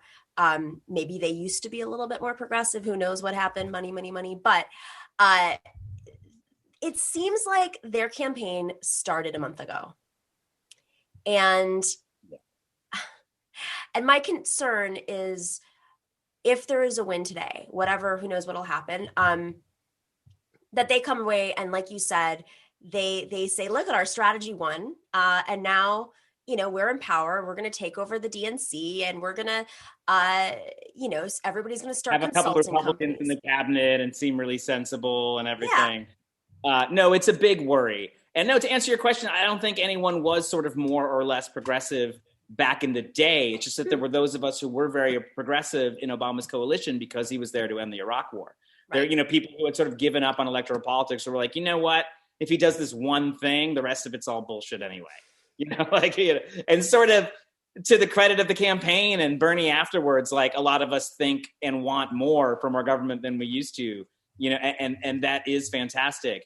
But no, the problem with learning lessons from the Biden campaign is it hasn't really been much of a campaign. You know, very notably during the primaries, they were by far the smallest operation with the smallest footprint doing the least things. I think the Biden campaign shows us how many things outside actual campaign apparatus matter. You know, the narrative you're telling and your relationships in the media field and, you know, who are still the referees and gatekeepers of our electoral process. So yeah, taking any kind of strategy away from it doesn't make sense. Although we get to see sort of the limits of campaigning. And I even think you even see progressives sort of being smarter about it, right? You saw the kind of transition from big organizing to relational organizing. So explain that to us. What is the difference between big organizing and relational? There was this sort of big organizing movement, which was like, we'll get millions of volunteers from everywhere to call millions. If everyone does a million things, then we're doing 10 billion things. And you got eye-popping numbers doing this, right? Like, the Said campaign in Michigan, they'd be like, we called literally 10 billion people. And you'd be like, whoa, you guys are going to win, But those things never translated into wins, because kind of distance diminishes signals. Who's these people calling me? There's even some evidence that, like, when someone calls you who you have a bad conversation with, you might vote for the other person. Or if you just sort of don't like the person anyway, like who they're representing, you might remind you to vote for them. So these things do need to sort of be thought out and professionalized in some way. But relational organizing is the idea that you, as a volunteer, wherever you are the perfect messenger for about 50 of your closest friends and relatives, because you are a messenger and someone that they will talk to. And so the idea is sort of making it very easy and convenient through things we have now I'm in Germany now, and these things make the Europeans, like, the idea of privacy crazy, but scrape your contact lists and suggest people haven't voted yet. And, there's even things popping up when someone in your household hasn't voted yet. It'll be like, hey, somebody lives at your address, hasn't voted yet. I know you're all Democrats. Like, it's time to knock on that person's door. It starts to feel pretty invasive, but it gets the job done. And I think you saw a lot of people coming out of some of the midterms in 2018, folks like Emily Isaac, who then went on to Bernie, who really kind of scaled this up. And that was, I think, why you saw, and again, the primary was sort of cut short and we're not taking lessons, why you saw the septuagenarian Jewish socialist carving a very healthy 30% was actually some of these unlikely people of color, working class voters, whether they be meatpacking plants of Latino folks in Iowa, whether they be in the back rooms of casinos in Nevada. What added on to his margin of victory, we like to say, the kids are going to come out. The kids actually didn't come out. Right. It was working class people who'd been talked to the first time who came. Well, to be fair, when we say the kids didn't come out, I mean, they didn't come out at like senior level. They came out at traditional turnout levels. So, there's I am not a vote shamer. I think there's all kinds of reasons to vote and not to vote, and everyone has to make that decision themselves. But like this sort of demographic thing that people wait for, like it's destiny. Right. It's like if youth vote is this certain percent, then all of a sudden everything will change. It's like, it's more of a 50-state strategy applied to the population. You're like, you know what? Actually, like, let's take a look around and see where all of our opportunities are. Well, and that's why it's important to have experienced folks on your campaign. Right, because when you do relational organizing smart with smart people, all of a sudden you're running these things in 20, 30 different languages. And even someone who wasn't planning on voting, when you call them and you speak to them in their native language, they're like, you know what? That's the kind of thing that gets you on the bus and gets you out to go vote. Well, that used to be, back when there were political machines, and there still are. New York still has a political machine. It's weaker, but these are the types of operations that you put in place when neighborhoods were divided up by what language you spoke. It was relational organizing. One of the things in the Bernie campaign that frustrated me, and I guess there's enough time difference to explain it, is sometimes they would import elected officials that spoke that language to another city to speak that language to that group. And, that's sometimes that works if it's a big enough name. But like if it's a Latino from Chicago going to California and speaking to a crowd of, they would rather see their local elected official that they know speak to them rather than someone who speaks Spanish from Chicago. And like that to me just was, there were these little things along the way. I'm like, you got to decentralize, and it's hard. Presidential campaign, it's hard to know how much to run yourself and how much to let go, right? It's even when it comes to the thing, like content, it's hard to know how much you should make yourself and how much you should actually let the grassroots do that. Like it's all about, like if you could just do everything right, you would. And that's why it's interesting. Like you can't do everything right, and you have to make decisions that are, that are contradictory. And I think this is what people forget about politics sometimes. It's like, why didn't you do this? You're like, because they did something else. That's why. Right. They took that exact money they would have done for that and used it on something else. Well, because ultimately, as you said, it does come down to these relational approaches. And that's the politics is whether it's relationships in the Senate, whether it's relationships with the media and how you deal with those relationships in the media. MSNBC, for instance, declaring them your nemesis is not going to guarantee that they do any better coverage of you, frankly. And like, also, we know MSNBC is not on our side. Like you get a quick high off it because everybody mentions it real quick, but it like doesn't actually feel good and it's not good for your body. Yeah, it's really, it's tough, especially when they go after you. I mean, I personally have moments where I sometimes want to call out certain reporters who've been nasty. And then I have to stop and say, don't declare war with someone who has endless supply of ink. Don't do it. Exactly. But I mean, okay, let's just real quick assessment of the Biden campaign and best strategy, worst strategy that they've done before we wrap up. Putting you on the spot. Best strategy was, I think, running a low-key campaign without that totally blowing up in their faces. Because I do think like less was more. This was sort of as long as the focus was on Trump's handling of the pandemic, and once Trump got COVID, there was no way for him to sneak out of that well. To actually sort of stay out of the way was as important. A do no harm campaign. I think they did that pretty successfully, and I think that's not something that's just like, oh, they hit him in the basement. That is not what I'm saying. I'm saying that takes campaign staffers a lot of time, a lot of relationships, a lot of phone calls, a lot of apparatus, a lot of it really does take an organization to do that. I think the worst thing would have to be sort of the really open embracing of so-called moderate Republican elements into the party. I mean, I sound like a scolding parent, but these people aren't your friends. You should not be inviting them over. I can't think of any other party in the world, especially now that I'm sort of working more internationally, that does this. I can't imagine Labour in UK or the Partito Democratico in Italy actually having an important Congress of their party where they invite the opposition in. Yeah. And I think people don't realize the real insidiousness of this Lincoln Project. Besides the fact that it doesn't seem to be particularly effective and seems to be a huge money suck from Democrats, exactly. Is that they are harvesting data in places where this moderate messaging works. And that means that Texas and Georgia are immediately in the easy crosshairs to flip back at minimum investment, while Democrats will have to spend maximum investment going door to door, trying to be like, I know Biden hasn't gotten you your check fast enough, but I swear we're good for it. That's fascinating. So essentially they're using this election to and alignment with Biden to use the data from that to basically flip on Biden later. To get the Reagan Democrats back where they want them to be. Yeah, exactly. Well, I mean, it's fascinating. I mean, I understand some of the strategy in appealing, as the man of character and taking endorsements from Cindy McCain or whatever, but that could have been enough. You didn't have to actually, like you said, invite them into the party. Arun, such a pleasure. Please come back soon. Next week, maybe we'll talk about what's happening next, and be well in Berlin. Get some rest. I know it's late there. You'll be up. You're gonna be well. Actually, no. You'll probably wake up and see what's going on. I'll be taking 15-minute tuck naps like this. All right. Take care. Ciao. Next up, we are going to look at Pennsylvania, see what's happening on the ground there with Rep. Rabb, and I think Angela Lang in Wisconsin might be having some tech issues. Dorsey, how are we with that? She's not. No. What does no mean? Yes, she's in, or no, she's not. Sorry. Not in. Okay, let's just go to Chris Rabb.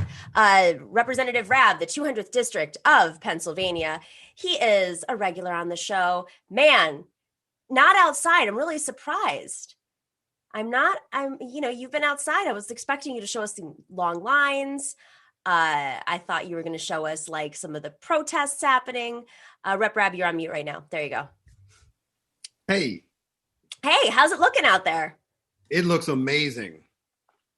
Amazing. I haven't seen the turnout like this ever in 18 years. Interesting. So when you say amazing, I think I told you last time you were on the show that in 2016, I was probably in your district, I think, going from polls to polls to polls to see how turnout was. And it was very depressing to hear poll workers talk about lower turnout than previous years, presidential years, of course. So is this Obama level? Is this more than that? I think it's gonna surpass Obama level.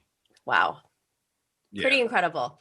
Now, have you heard of any active voter intimidation happening as folks have been discussing in Pennsylvania? Not a single occurrence. And I've been preparing for this. Not a single occurrence that I've heard of or been reported to me as both a state rep and also as a ward leader. So I represent, as a ward leader, 11 polling places.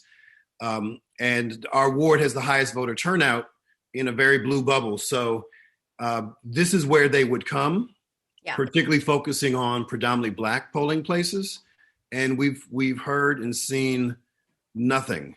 Now, the question I have is, I'm about a block away from my polling place, and there were some folks in 2008 who tried to show some muscle. Those are the polling places I would go if I were trying to intimidate. Would be, predominantly Black, active polling places in the city, but easy to reach from the suburbs. So that could happen because in a number of polling places that have high turnout, the turnout in the evening after the work rush, that it's considerable. So I could see that happening. So we'll be prepared, but nothing in the first many hours. There was word maybe a week ago that Trump was pulling back on Pennsylvania a little bit, but then he gave a speech in Scranton. I think it was more just to taunt Joe Biden than some sort of real, who knows? Does it seem like they're not as organized in Pennsylvania anymore? Do you feel anything like a difference in the air? Yeah, rallies is not GOTV. Rallies is just to soothe his aching ego. And that's not how you win elections. And I'm not really convinced that, I'm not convinced that he doesn't already know that he's lost, to be perfectly honest. Just like in the first election, he did, I don't think he planned to win. He wasn't prepared to win. I think it was just to, sell more books and resorts or whatever. And so I don't get the sense that, and he said this at rallies, like, what am I going to do if I lose? Who does that? So I'm not really, and he's his own worst enemy. So no matter what nefarious plans people attribute to him, you're not supposed to underestimate your adversary. Right. But I genuinely believe he's aggressively stupid. And even a broken clock is right twice a day. So knowing how to talk to folks at a third grade level, they say is good for communications. But if that's really the level he normally talks at, then, I think that just it helps him without him being some criminal mastermind. And I think that Pennsylvania will give him an ass whooping of epic proportions. That's what I think. So, there were, like Scranton, there are different pockets of Pennsylvania that really, this is, I think, where the whole idea of the white working class vote became synonymous with the 2016 election. There were voters that had supported Obama, who turned on Hillary Clinton and, used the trade deals that Trump ran on. There were union leaders who had they've only voted Democrat their entire lives. I went back and watched a documentary from a couple of years ago on that voting population. And I'm just very curious to see, is there a sense of whether or not those leaders have shifted? Who, their membership listens. It becomes part of the culture to realize that, I don't know. I really don't have a sense of what that pocket of Pennsylvania that did turn Pennsylvania red is looking like right now. Pennsylvania is a purple state that has gone Democrat for, a number of election cycles on the presidential level. And this was an aberration. It was not indicative of the culture of the Commonwealth because he only won by 44,000 votes. So it's not a mandate by any stretch of the imagination. This was a very novel candidate shaking things up who is running against a very unpopular Democrat with the long resume, right? And it's apples to oranges. It is apples to oranges from 2016 to 2020. There are just so many things that have changed. One is we know his track record. We know what he's done and how poorly he's done it, and how many lives have fallen as a result of his ineptitude. So there's no more glitter there, right? Mm. So he has a very loud and loyal base that maybe has sustained itself, but maybe has shrunk and become louder. But who is he building? I mean, his base is not expanding, and he's not building his coalition, no, right? Exactly. There's no coalition, and these vaunted white suburban women, do not appear to be. They seem to be falling out of love with him. Yeah. And I also don't know how Republicans who are not hardcore MAGA folks are going to come out, if they come out at all. They may vote for Biden, or they may just stay at home. But I don't see them walking in lockstep behind him because he's a Republican. I just don't. So this, I have an interesting question for you. There are those Republicans that are going to vote for character and decency and all the stuff that Joe Biden's been saying instead of voting against, Donald Trump. But down ticket, they still might vote for the Republican state senator on the ballot, the Republican rep. And that's really hard right now because they're still turning out. Obviously, Democrats are too at record numbers, but the legislature in Pennsylvania is very, very close. So where do you see that lining up? That's a great question. And we have no idea until after 8:00, because you're right. For those of us who are state lawmakers, we have small districts. I represent 65,000 people now. Granted, that's large for some states, but 65,000 versus 13 million that a U.S. senator or governor represents. And state Senate, it's around 250,000. Yeah. So there is a lot of ticket splitting where they're like, okay, I don't like the guy at the top, but I'm voting for my person. My person is good. They're not a joker like the rest of the folks, right? So that happens. But the way we got early voting in Pennsylvania, you paused out. Sacrificing straight party voting. I lost the last thing you said. Hear me? You cut out for a second. In order for the bill to pass to get no excuse mail-in balloting, we had to give up straight party voting. So you could press one button in Pennsylvania and go all Republican or all Democrat or all Green, what have you. And now that's no longer the law of the land. And as a result, there could be conservative Democrats who are in trouble if they say, you know what, I'm just going straight Republican, or the converse, right? Like, I'm going to go with Biden at the top, but my Republican, he's not really a Trumper, So we don't know what the impact is, positive or negative, based on who's at the top of the ticket. And it's anyone's call. And they're going to be very close races, such that we may not know who is going to be in the majority tonight. And that could last because for your viewers, we have mail-in ballots that can be accepted through Friday at 5:00. But the Supreme Court, the U.S. Supreme Court, may come in and say, nope, can't do it. They're kind of put us in a holding pattern.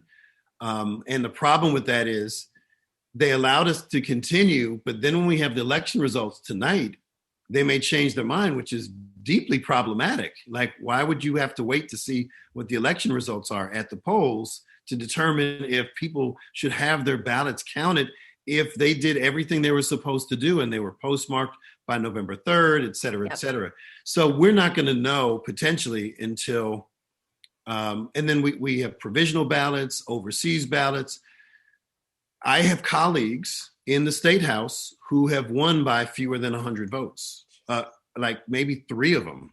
Wow. We have a lot of competitive races, largely in suburban Philadelphia, in the counties and the collar counties, where most of this, the pickups can happen.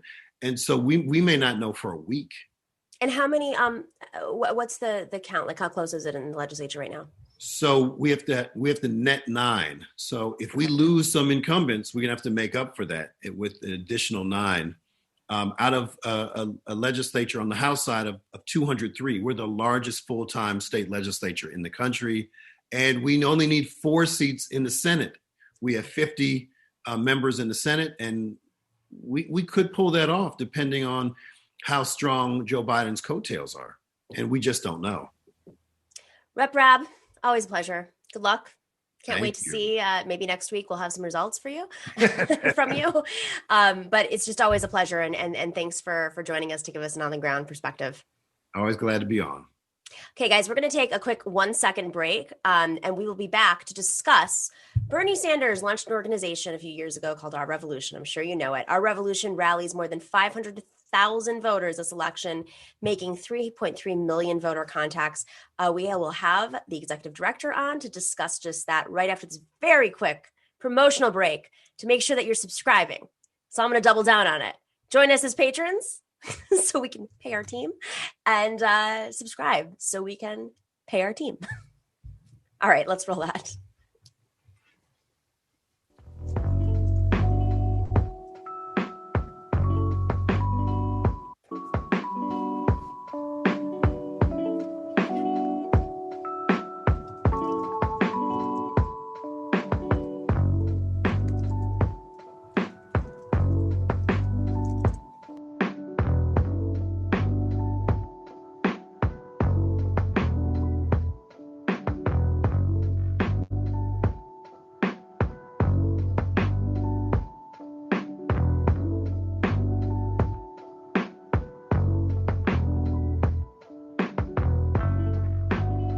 Thanks for watching and listening to The Nomiki Show. But remember to click like and subscribe on YouTube, and please share on social media. If you're not already a patron, please join us for as low as $5 a month on patreon.com/The Nomiki Show for early and special content. That investment makes a huge difference. We are not corporate media raking in the dough. It's really you guys that are keeping us going. So please consider being a patron. And to our current patrons, thank you so much. We are incredibly grateful to you. We also now have swag. So check us out on thenomikishow.com to get your mugs, your totes, and your stickers.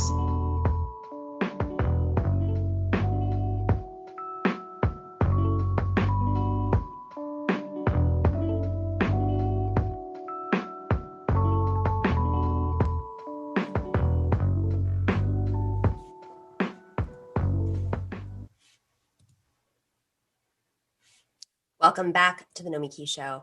All right. Our Revolution, of course, it was launched after Bernie Sanders' primary run in 2016. It is an organization that is there to basically organize a political revolution strong enough to challenge the structural forces that threaten our survival for society. Full disclosure, I was once a consultant from our revolution when we were in the DNC chair fight, but I did not work with Joseph. Now you have to connect. I have to say this right. Geevarghese. Is that right? Geevarghese. Geevarghese. Why did I not know that? It's like sometimes people I've known for 15 years won't say my name right. I'm like, how do you not know how to say my name? Yeah, I know. I've had this problem since childhood. It's a good problem to have. It's okay. I'm okay with it, but as long as I say it properly. Thank you so much, Joe, for joining. You've got some big news. Appreciate it. So you guys, there has been an amazing effort to rally voters across the country, make voter contact. Can you talk a little bit about like the work that you've been doing this election cycle? Sure. We are powered by a grassroots army of volunteers, and over the course of the last month, we've done GOTV virtual rallies in states all across the country. We've engaged close to 1 million people on those virtual GOTV rallies. We mobilized tens of thousands of volunteers, and we've made close to 4 million one-on-one voter contacts. So it's a dramatic surge of progressive energy in this moment. Now, that being said, I think part of the reason we're seeing that is because we endorsed 450 candidates going into election. Yeah, 450, 88% are down ballot. Wow. So this is bigger than Biden, this election. So I'm really curious about this because there's this whole theory that, you know, and this is some of the neoliberal attacks on our revolution, some of these stories that went out a few years ago about like, well, their win record's not that great. And I was always like, yeah, have you seen the Democrats' win record? You lost 1,200 seats when Obama was president. Like, come on. But the whole theory is like, oh, well, you can't endorse too many candidates because, then you won't win and you need a good win record. But what I'm hearing here is that by having this many candidates supported, you're actually building like a movement on the ground that will, of course, support, ground up support rather than top. Yeah, no, that's right. I mean, and it's not that we are strategic in our endorsement. So it's not like somebody shows up and, hey, they're wearing the Our Revolution t-shirt or a Bernie t-shirt, we give them our endorsement, right? A lot of this is based on where we have organization and where candidates have viability. So we are trying to be strategic in our endorsements because we want to exercise power by winning, right? And so the win rate is important. That being said, both parties have ignored a lot of down ballot races. And those down ballot races are the bench, the progressive bench, but they are powerful positions in and of themselves, right? If we're running folks like to be drainage commissioner in the Houston metro area, well, that's a place that's getting inundated by floods and climate change. The next drainage commissioner of Brazoria, Texas, is positioned to help implement a Green New Deal at local level. And I think that's what's exciting. So there's a tremendous amount of energy around trying to win, right? Trying to get people in positions of power where we can advance our agenda systematically. So you were a union organizer. You directed Good Jobs Nation, and I'm curious how unions, which not all unions are the same, but how unions are working with these down ballot races. I mean, I come from New York, and so we often don't find ourselves, even though progressives that are challenging the establishment, even though we are probably more aligned with unions, we often don't gain the support of unions because of the dynamics of budgets. For instance, like, in New York in particular, unions are concerned about how much money is going to be allocated in the budget with the governor. And so they don't want to go up against the governor because if he wins, then he might hold that against them. That's just like an example. So how are unions working down ballot right now? Are they working more with progressives? Do we see this kind of organizing? I mean, I think even now, and I say this as someone who spent 2 decades in the labor movement. Yep. I still feel like they're insular, and they, in many ways, these are organizations that started out as movements but became bureaucracies, right? And when you have those bureaucracies, walls go up, and there is a little bit more of a reluctance, a caution to partner with popular movements, right? I mean, you saw that around Bernie's first run, right? Even though Bernie was great on all of the issues, right? I mean, I helped organize the strike in Washington where Bernie and Keith introduced the $15 minimum wage bill back in 2015. Unions were not willing to take that risk. And I still see that, although I think it's beginning to change. So let's think about what happens moving forward. Our revolution has made these phone calls, investing in local candidates upwards, which helps the top of the ticket. It's undeniable that they work hand in hand, and this is a wave year potentially. But say Biden does get elected, where does our revolution move in pressuring a new president, potentially in really taking on these progressive solutions to a crisis that I believe there are no other options. There's no incrementalist way out of this crisis. No, I think that's right. And I think it is imperative, on the progressive movement to move left, to be bold. I think that starts right after the election. We have to interpret the results. It was not just a referendum on defeating Trump. right? I mean, Biden won the argument. You could say, who's best? Who could we put up that, is the best candidate to beat Trump? But I think Bernie won the war of ideas. Mm-hmm. He galvanized young people. He galvanized, a lot of people to get involved in the political process. And I think what we have to do is interpret the results of the election, and hopefully it is a wave. And we sweep not just the White House, but Congress, but down ballot races as well. And we then focus on some strategic places where we can set policies, where we can build momentum from the bottom up around some of the things that we want to see changed in Washington. And now one example, just to throw out, today, $15 minimum wage is on the ballot in Florida, right? If it passes in Florida, right, it's a purple state, right? That shows that it's good politics in addition to being good policy. And we should press Biden, right? First 100 days, you need to raise the minimum wage to $15 an hour. We also need to be strategic in terms of giving the administration advice. And Republicans are really good about strategy, I think, right? They understand when they get elected, right? When they get into positions of power, their goal is to kneecap the other side. Exactly. Right? Take away power from the other side. So that's when you get Scott Walker, right? John Kasich. They become governors and they take away the rights of workers to organize. That's right. They destroy unions. So for us to be strategic and progressive movement, we've got to push Biden to lead on growing the American labor movement. That's got to be a first 100-day priority. If we're going to succeed in creating a progressive America, we have to create organization.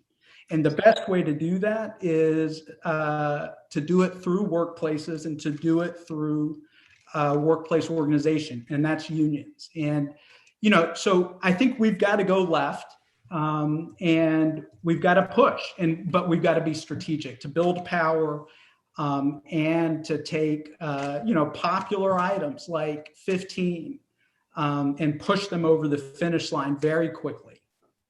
Right. I mean, because listen, I live in New York, $15 minimum wage. We've been fighting that for 10 years. And if you really want to survive, I mean, there's been a national analysis of this.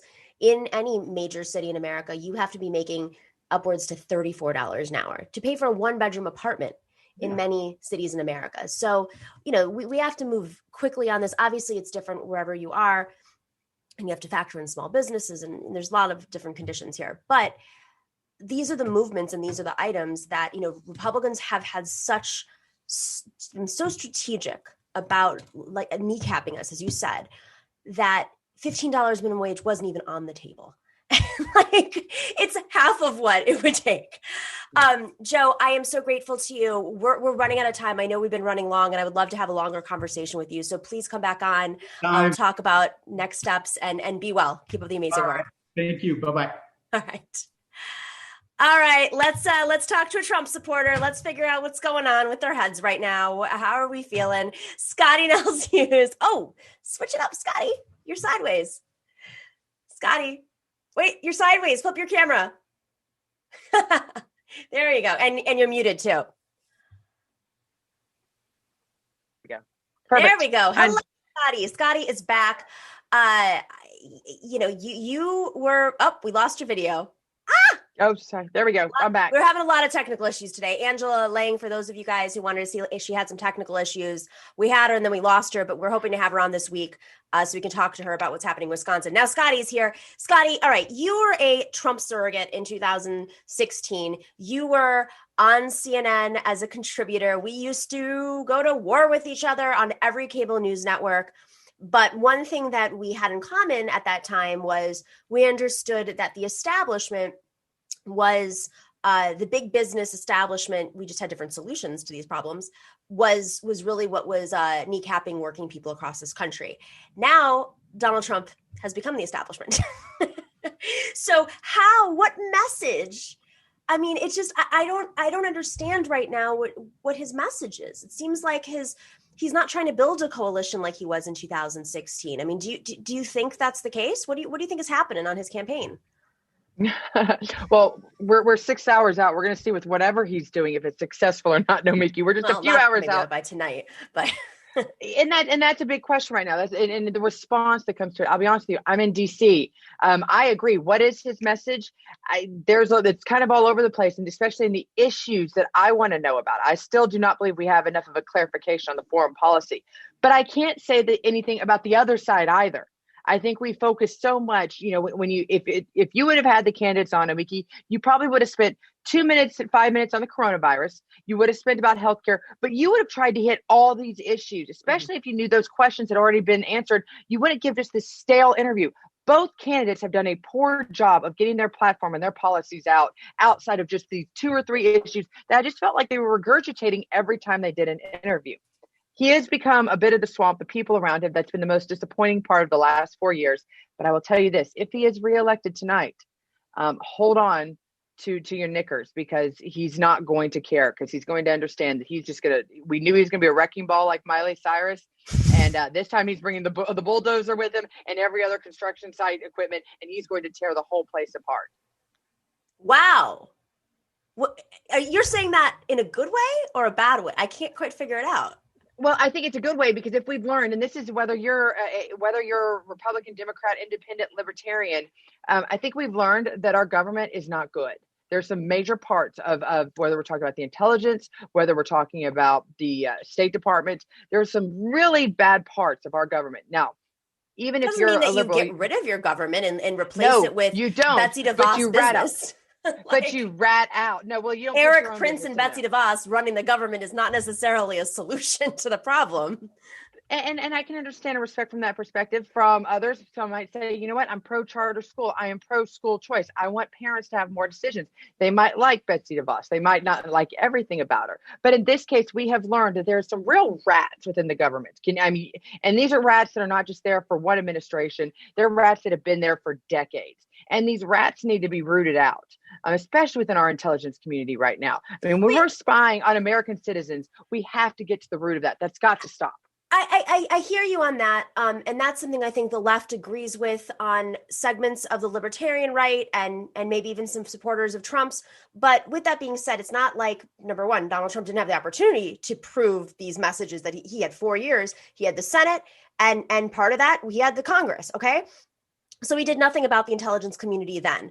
And second to it, like, hi, we have crises of existential crises on our plate right now. And Donald Trump has done everything in his power, not just to to exacerbate those crises. And part of me thinks that there's some sort of financial motivation, disaster capitalist approach, which is very much, something that happens in these crises. Never let a crisis go to waste, as Rahm Emanuel once said.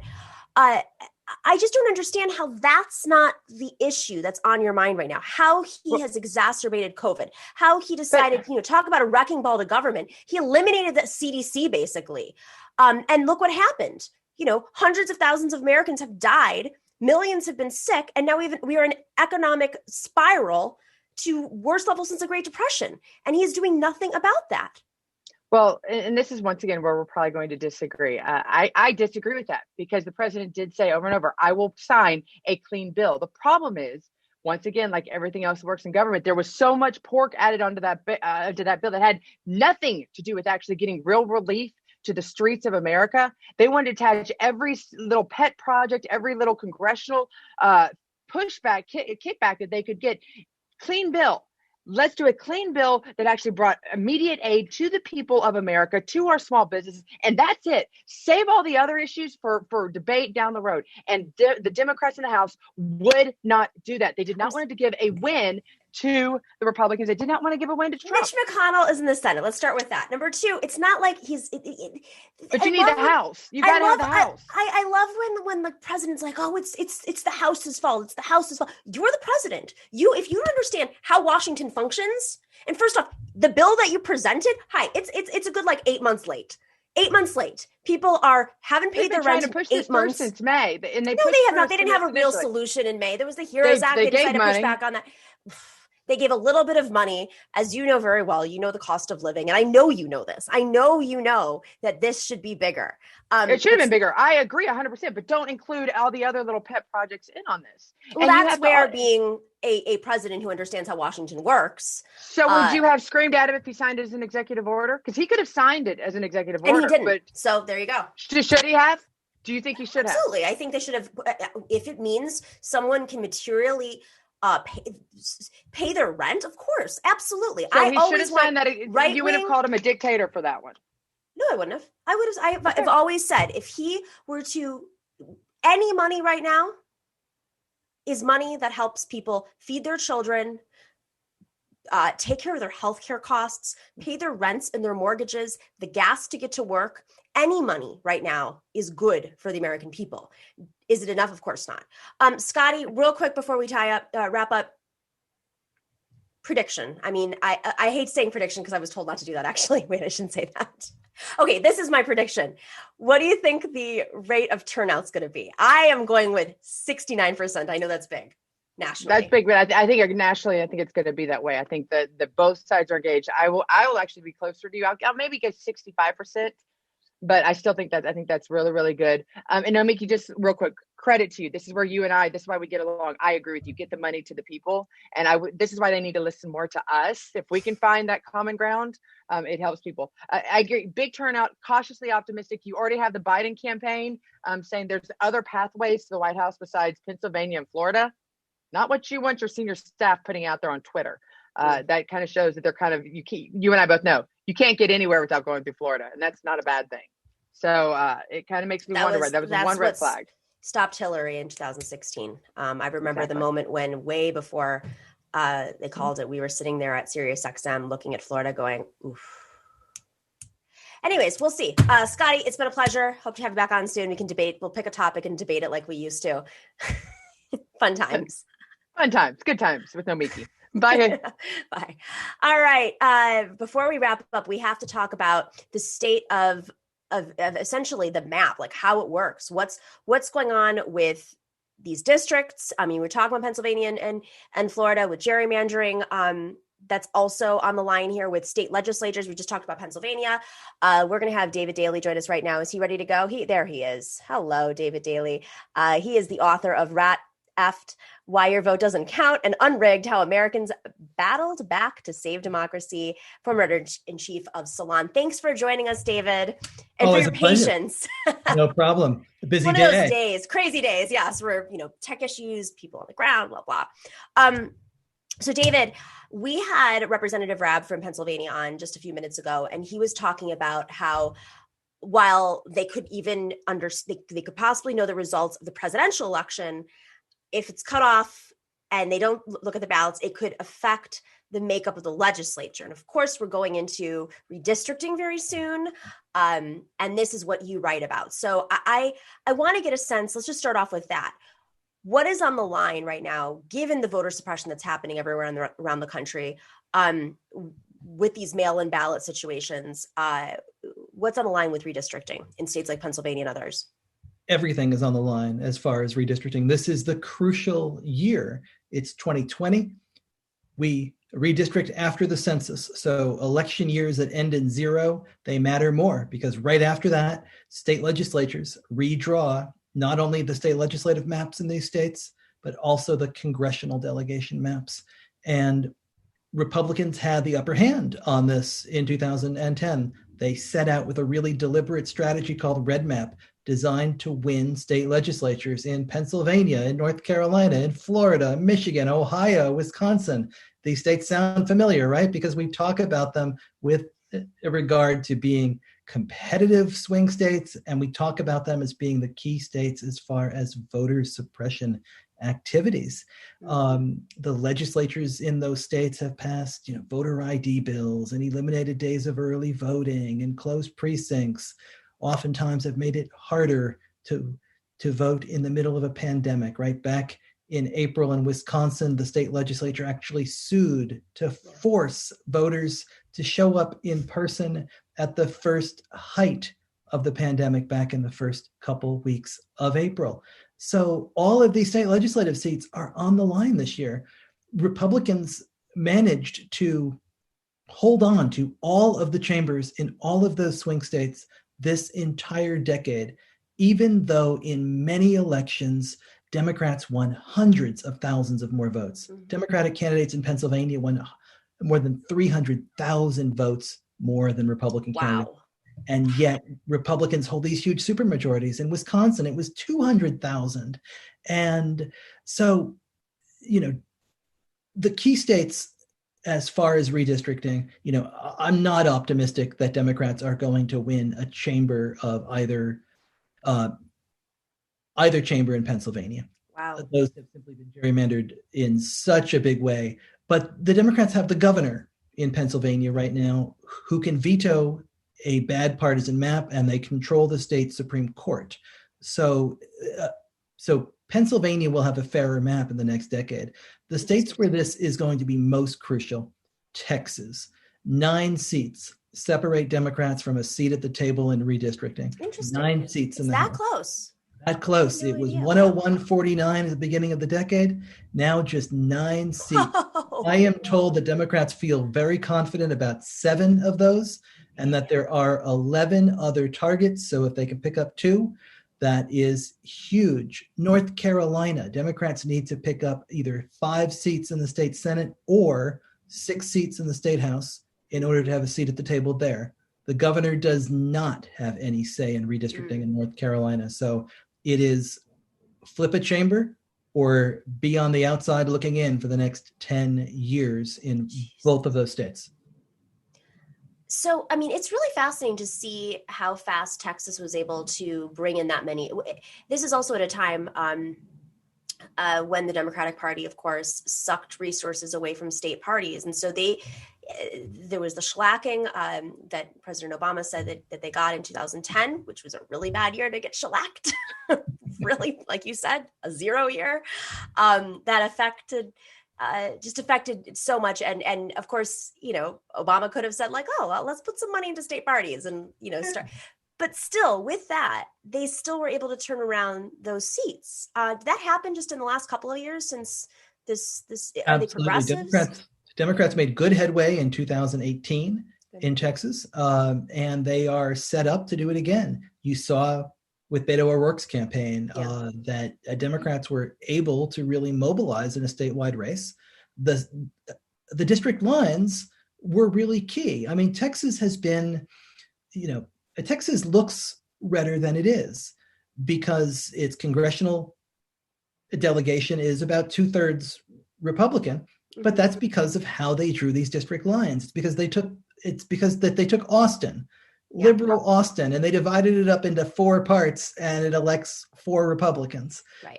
So Texas on the state house level has long been a state 52-53% Democratic, 47-48% Democrats. But the way that the lines have been drawn, Republicans have been able to hold on to outsized power. Slowly, the demographics have changed and have risen, and Democratic get out the vote efforts are there. O'Rourke and others have forward. A majority has been deeply involved.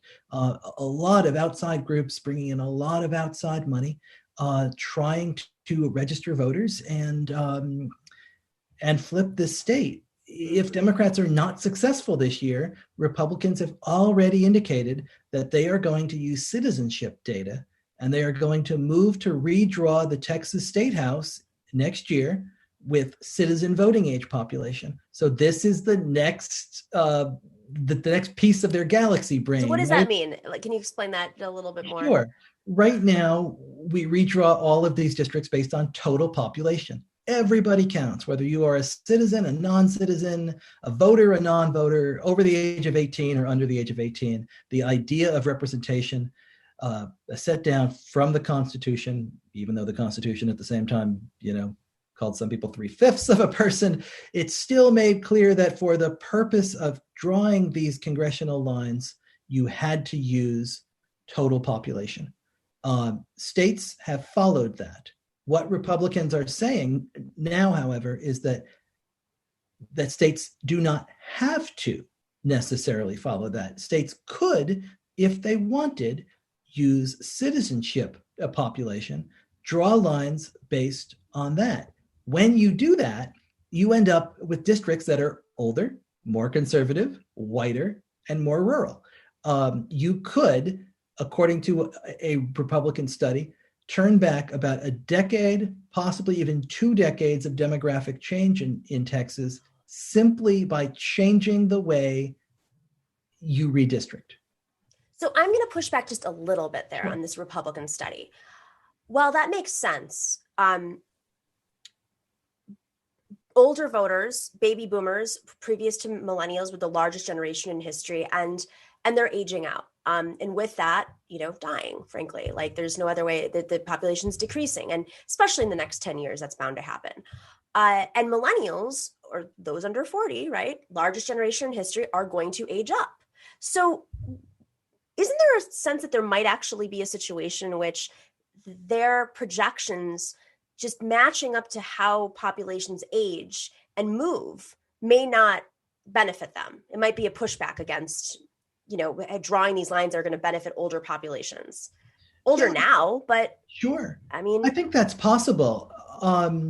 I think that what we need to remember is a lot of people believe that the redistricting and the gerrymandering that happened this decade didn't matter so much because eventually over the course of a decade, people's political opinions might change, or people Right. die, they get older, they age in.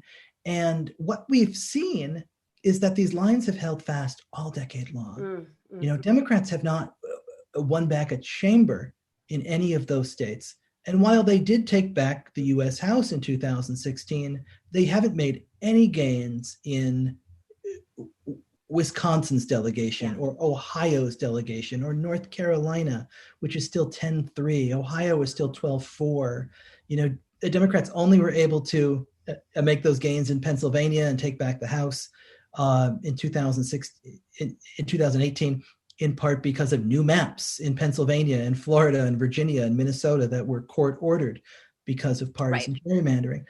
So the lines have held because the lines are based on more data and better technology and more sophisticated computer software in an age of such hardened partisanship that you can pretty much tell how people are going to vote.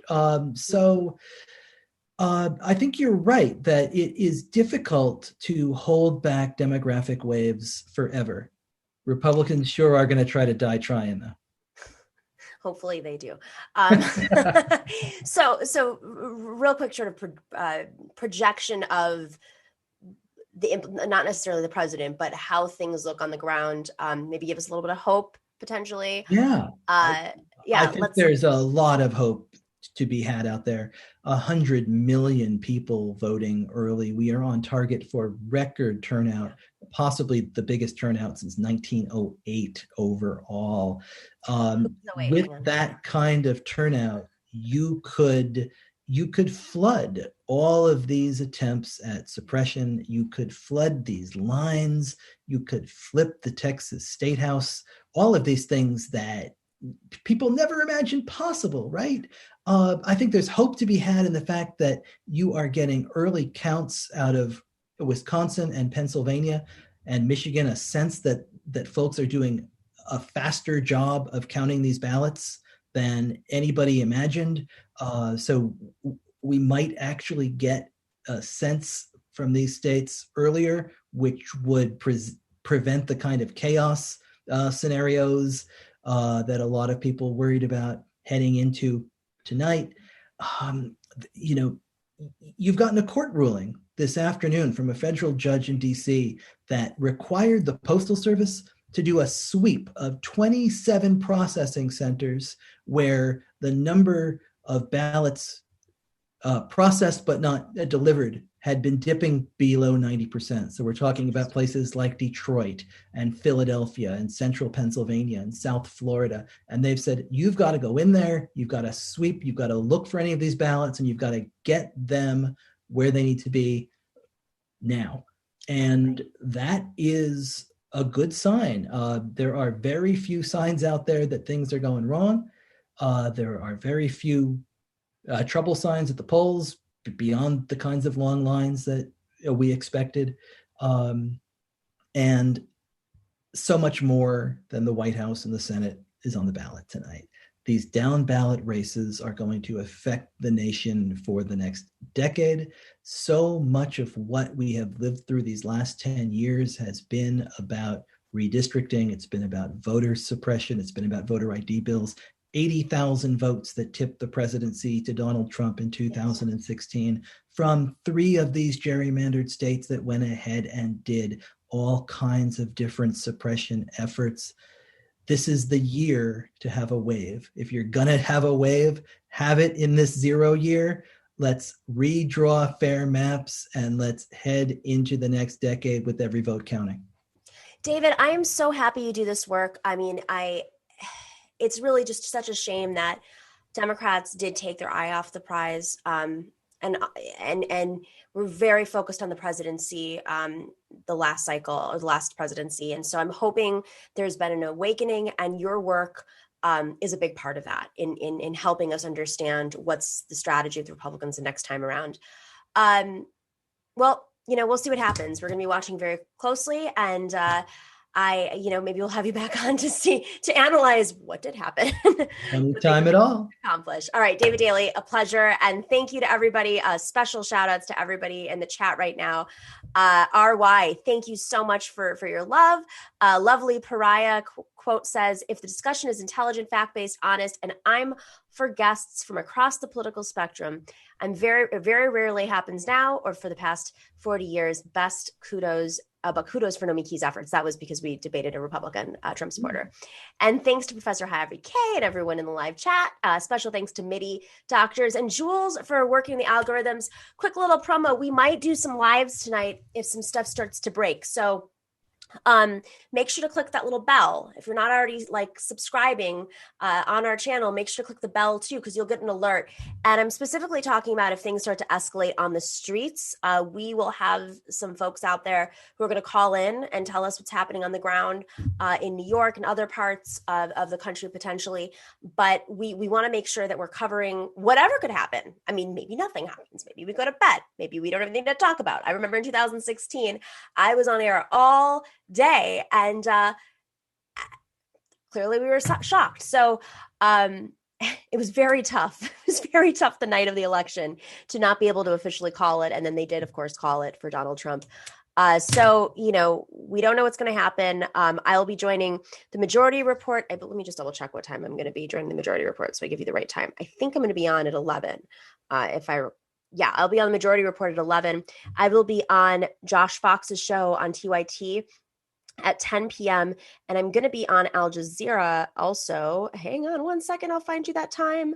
Look at me. I'm not prepped for this. I didn't expect to promo, but so you guys know when I'll be on.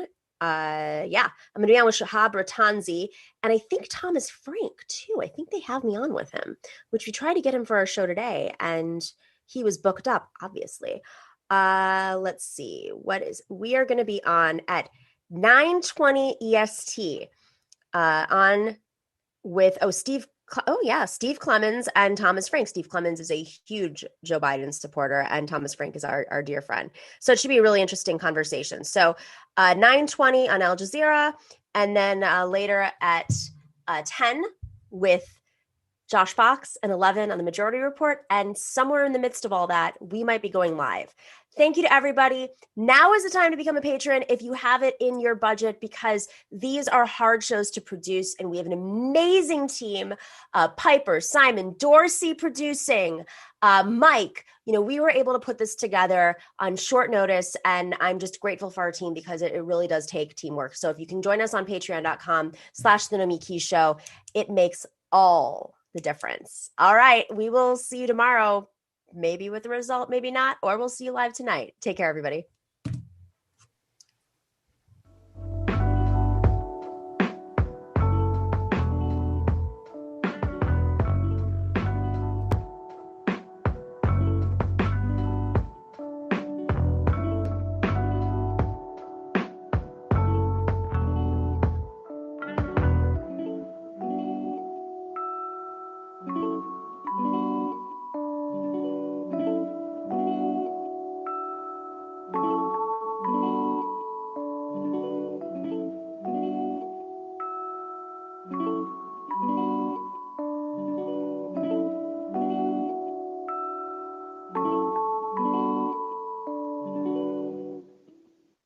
Mhm.